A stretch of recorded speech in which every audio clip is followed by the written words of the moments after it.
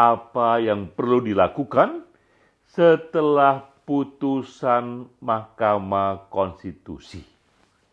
Jawabannya singkat dan tegas, marilah kita move on, politik yang move on,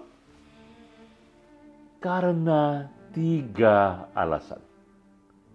Putusan MK yang menolak semua gugatan dari pihak Amin dan pihak Ganjar Mahfud itu adalah chapter terakhir dari buku lama. Setelah putusan MK, kita pun memasuki halaman dari buku yang baru. Karena itu, move on harus kita kerjakan.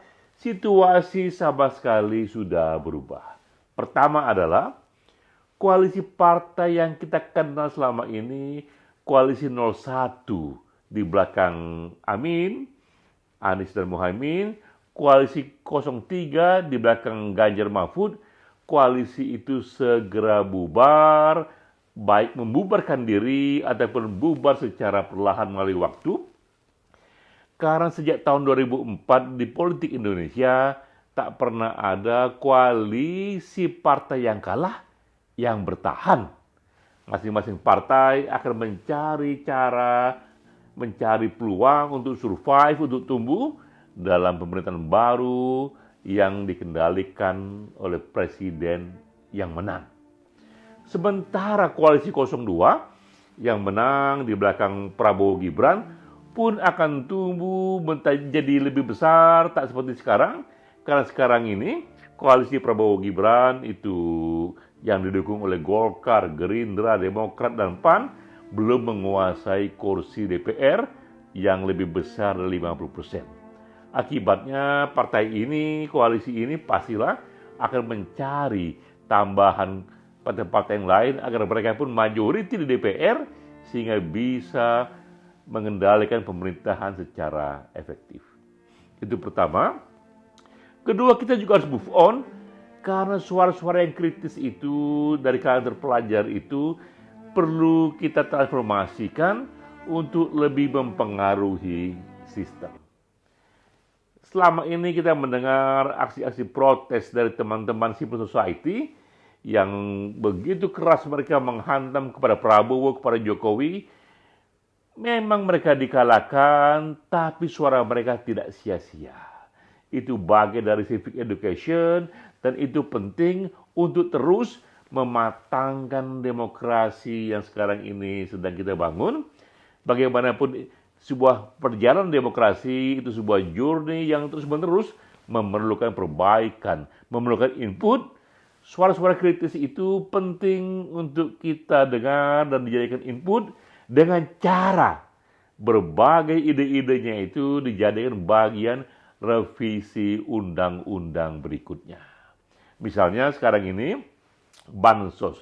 Kita sering mendengar kritik teman-teman civil society mengenai bansos di belakang Pilpres ini.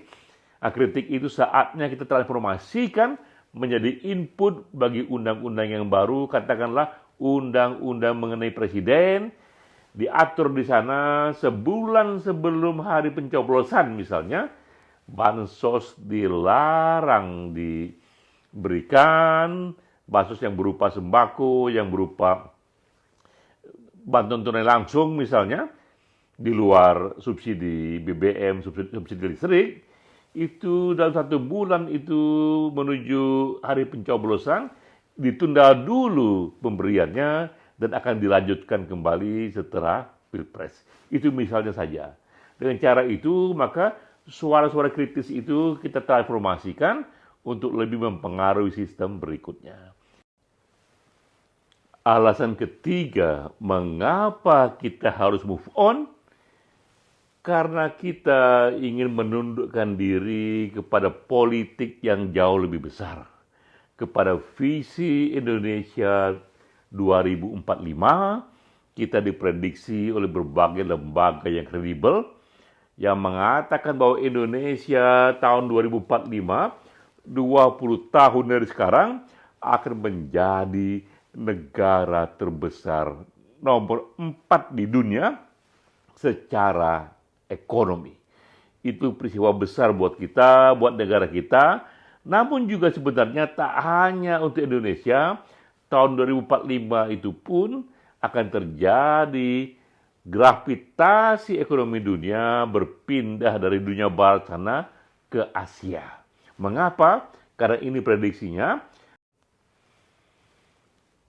tahun 2045 itu diprediksi kekuatan ekonomi dunia nomor 1 adalah Cina, kedua India, ketiga Amerika Serikat, keempat adalah Indonesia. 3 dari 4 negara terbesar secara ekonomi itu ada di Asia, tak lagi di dunia barat. Ini ada perubahan yang besar sekali yang terjadi ratusan tahun sekali di dunia. Karena itu pula menyambut hal besar itu, saatnya pula kita mensinergikan kekuatan, menyambut hal itu, sehingga visi besar ini mengalahkan berbagai perselisihan kita yang jauh lebih kecil.